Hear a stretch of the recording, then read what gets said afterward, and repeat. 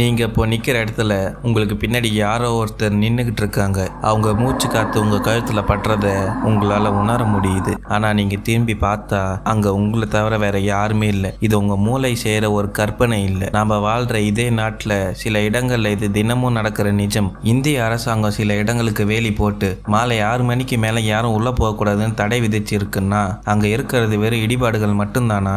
இல்லை அந்த இருட்டுக்குள்ள வேற ஏதோ ஒரு சக்தி பல தலைமுறையாக பசியோட காத்துக்கிட்டு இருக்கா? தமிழகத்தின் பனி மூடிய மலைச்சரிவுகள்ல இருந்து ராஜஸ்தானின் சுட்டெரிக்கும் பாலைவனங்கள் வரைக்கும் அறிவியல் தோற்று போன 10 மரண இடங்களை பற்றி இன்னைக்கு நம்ம பார்க்க போகிறோம். இதெல்லாம் வெறும் கதைகள் இல்லை, இந்திய புலனாய்வு துறையை தலையிட்டோம் இன்னைக்கும் விடை கிடைக்காத மர்மங்கள். இந்த வீடியோவோட முடிவில் நீங்கள் ஒரு விஷயத்தை மட்டும் உணர்வீங்க. நாம் இந்த பூமியில் என்னைக்கும் தனியாக இல்லை. நீங்கள் இப்போ இருக்கிற ரூம் கதவு சரியாக பூட்டி இருக்கான்னு ஒரு தடவை செக் பண்ணிக்கோங்க. ஏன்னா வேட்டை ஆரம்பம்.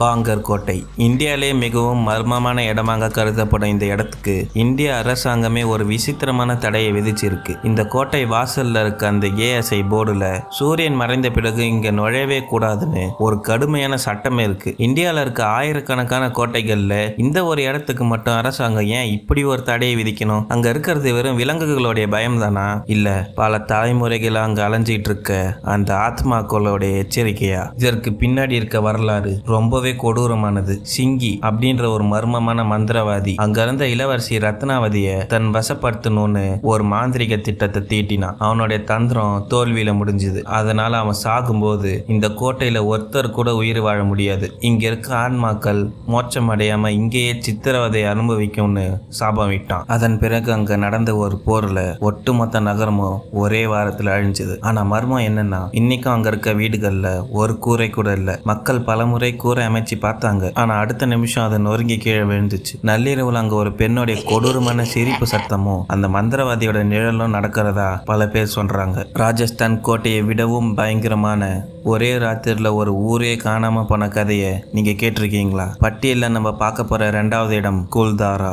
1500 பேர் ஒரே நள்ளிரவுல ஒரு சுவடு கூட இல்லாம மாயமானா எப்படி இருக்கும்? 200 வருஷத்துக்கு முன்னாடி பாலிவால் பிராமணர்கள் வாழ்ந்த செழிப்பான கிராமம் இது. அந்த ஊர் மந்திரி சலீம் சிங் ஊர் தலைவரின் மகளை கட்டாயப்படுத்தி அடைய நினைச்சான். தங்களோட மானத்தை காப்பாத்திக்க அந்த 1500 மக்களும் ஒரே நள்ளிரவுல வெளியேறினாங்க. விசித்திரம் என்னன்னா அவங்க எப்படி போனாங்க, எங்க போனாங்கன்னு இன்னைக்கு வரைக்கும் எந்த கவர்மெண்ட் ரெக்கார்ட்ஸ்லயும் இல்லை. அவங்க போன தடையுமே இல்லை. அவங்க போகும்போது அந்த மண்ணில் ஒரு சாபத்தை போட்டுட்டு போறாங்க. இனிமே இந்த மண்ணில் யாரும் வாழ முடியாதுன்னு. இன்னைக்கும் அங்க ஆய்வு செய்ய போறவங்களோட கார் ஜன்னல்கள்ல ஒரு சின்ன பையனோட கைரகை ரத்தத்துல பதிவாகுது. அங்க இருக்க பழைய வீடுகளுக்குள்ள நுழையும் போது யாரோ உங்க காதோரமா பேசுறத உங்களால உணர முடியும். பல ஆராய்ச்சியாளர்கள் சொல்றது என்னன்னா அந்த 1500 பேரும் வேற ஒரு டைமென்ஷனுக்கு போயிருக்கலாம்னு சொல்லியிருக்காங்க. பாலைவனத்தை விட்டுட்டு இப்ப நேரா நம்ம தமிழ்நாட்டுக்கு வருவோம். சென்னையோட இதே பகுதியில் இருக்க அந்த ரத்த சரித்திரம் என்ன? Number 3 De Monte colony. சென்னையோட மிக முக்கியமான ஆழ்வார்பேட்டை பகுதியில் இருக்க இந்த இடம் ஒரு சாபத்தினோட இருப்பிடம்.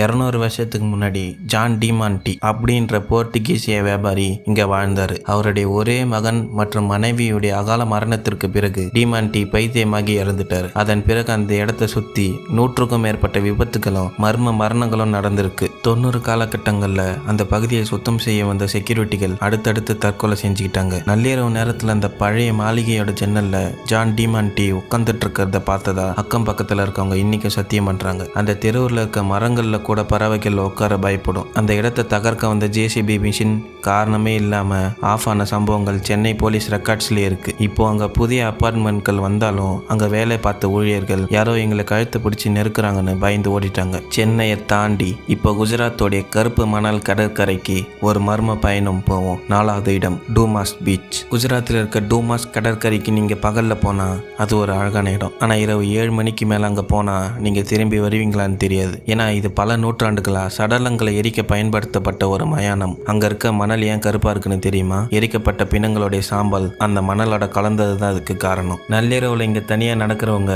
காத்துல விசித்திரமான குரல்களை கேட்கறாங்க. இங்க இருந்து ஓடிடு, பின்னாடி பார்க்காதுன்னு அந்த ஆவிக செய்திகள் எச்சரிக்கும். கடந்த 10 வருஷத்துல இங்க நள்ளிரவுல வாக்கிங் பண்ண 5 பேர் மாயமாகி இருக்காங்க. அவங்க கடல்ல மூழ்கல, மாறா மண்ணுக்குள்ளே இழுக்கப்பட்டதா அங்க இருக்கிற மீனவர்கள் பயத்தோட சொல்றாங்க. ஆச்சரியமான விஷயம் என்னன்னா, அங்க இருக்க நாய்க்குட்டிகள் நள்ளிரவு கடலை பார்த்து மனித குரல்ல கத்துதான். கடற்கரையிலிருந்து இப்போ ஒரு பேய் ரயில் நிலையத்துக்கு போவோம். இந்திய அரசாங்கமே பயந்து போடின அந்த இடம் எது? அஞ்சாத இடம், பெகுன்கோடர். ஒரே ஒரு பெண்ணோட ஆவிக்காக இந்திய அரசாங்கமே ஒரு ரயில் நிலையத்தை 42 வருஷம் மூடி வச்சிருந்ததுன்னு சொன்னா நம்புவீங்களா? இது மேற்கு வங்கத்தில் இருக்க பெகுன்கோடர் ரயில்வே ஸ்டேஷன். 1967ஆம் ஆண்டு அங்க வேலை பார்த்த ஸ்டேஷன் மாஸ்டர் தண்டவாளத்துல ஒரு பெண் வெள்ளை சேலையோட ஆடிக்கிட்டு இருக்கிறத பார்த்தாரு. பார்த்த அடுத்த நாள் காலை அவர் தன் குடும்பத்தோட மர்மமான முறையில் இறந்து கிடந்தாரு. இந்த செய்தி பரவனதும் அந்த ஸ்டேஷனுக்கு வேலைக்கு வர எல்லாரும் பயந்தாங்க.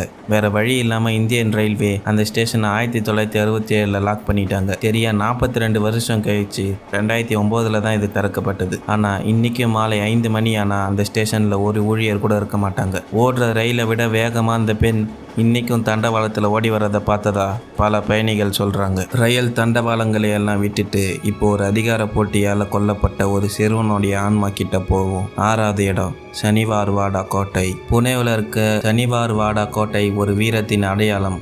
ஆனால் அங்கே ஒரு 13 வயசு இளவரசனுடைய ஆத்மா இன்னைக்கும் அலைஞ்சிட்டு இருக்கு. 1773ஆம் ஆண்டு நாராயண் ராவ் அப்படின்ற ஒரு இளவரசன் தன் சொந்த உறவினர்களாலேயே அதிகார போட்டிக்காக கொடூரமாக கொல்லப்பட்டான். அவன் கொல்லப்படுறதுக்கு முன்னாடி தன் மாமாவோட ரூமை நோக்கி மாமா என்னை காப்பாற்றுங்கள்னு கத்திக்கிட்டே ஓடுனான். இன்னைக்கும் அமாவாசை இரவுகளில் அந்த சிறுவனுடைய அதே கதறல் சத்தம் கோட்டை முழுவதும் எதிரொலிக்குது. கோட்டைக்குள்ள அடிக்கடி நடக்கிற மர்மமான தீ விபத்துகளுக்கு அந்த சிறுவனுடைய கோபம் தான் காரணம்னு சொல்லப்படுது. நள்ளிரவில் அங்கே போறவங்களுக்கு அந்த சிறுவன் அவனுடைய கையை நீட்டி உதவி கேட்கிற பிம்பம் தெரியுமாம். மறுபடியும் நம்ம தமிழ்நாட்டோட மலை பிரதேசத்துக்கு வருவோம். 40 வளைவுகள்ல அந்த 13வது வளைவு மட்டும் ஏன் இவ்வளவு பயங்கரமானது? 7வது இடம், வால்பாறை. தமிழ்நாட்டின் வால்பாறை மலைப்பாதையில் இருக்க அந்த 13வது கொண்டை ஊசி வளைவு. அங்க இருக்க டிரைவர்கள் மத்தியில் ஒரு எழுதப்படாத விதி இருக்கு. நள்ளிரவு நேரத்தில் அந்த 13வது வளைவுல மட்டும் வண்டியை நிறுத்தவே கூடாது. ஏன்னா அங்க பல மர்மமான விபத்துகள் நடந்திருக்கு. அந்த வளைவை தாண்டும் போது உங்க வண்டியில யாரோ ஒருத்தர் ஏறி உக்காந்துட்டு இருக்க அந்த பாரத்தை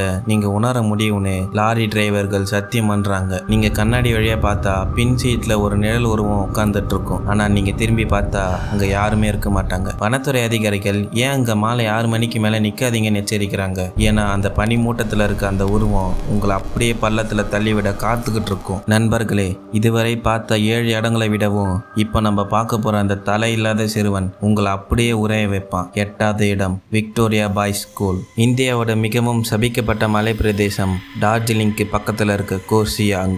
அங்க இருக்க விக்டோரியா பாய்ஸ் ஸ்கூல் ஒரு நரகத்தோடைய வாசல். நள்ளிரவு நேரத்துல அந்த பள்ளிக்கு பக்கத்துல இருக்க அடர்ந்த காட்டுல ஒரு சிறுவன் தலை இல்லாம ஓடுறத அங்க இருக்க மக்கள் பல முறை பார்த்துருக்காங்க. அந்த தலை இல்லாத சிறுவன் ஒரு முறை உங்களை பார்த்துட்டா அப்புறம் நீங்க அங்கிருந்து தப்பிக்கவே முடியாது. அவன் உங்களை மெதுவா அந்த பள்ளிக்கூடத்தோடைய மொட்டை மாடிக்கு கூட்டிட்டு போவான். அங்க போனவங்க யாருமே உயிரோடு திரும்பினதில்லை. ஆச்சரியம் என்னன்னா அங்க இருக்க மரங்கள் கூட ஏதோ ஒரு பயத்துல வளைஞ்சு போயிருக்கு. அந்த சிறுவன் இன்னைக்கும் நீதி கேட்டு அந்த மரணசாலைன்னு சொல்லப்படுற இடத்துல காத்துக்கிட்டு இருக்கான். பள்ளிக்கூடத்தை விட்டுட்டு இப்போ 50,000 தொழிலாளர்கள் ஒரே இடத்துல பலியான ஒரு நரகத்துக்கு போவோம். 9வது இடம், லம்பிடகர் மைன்ஸ்.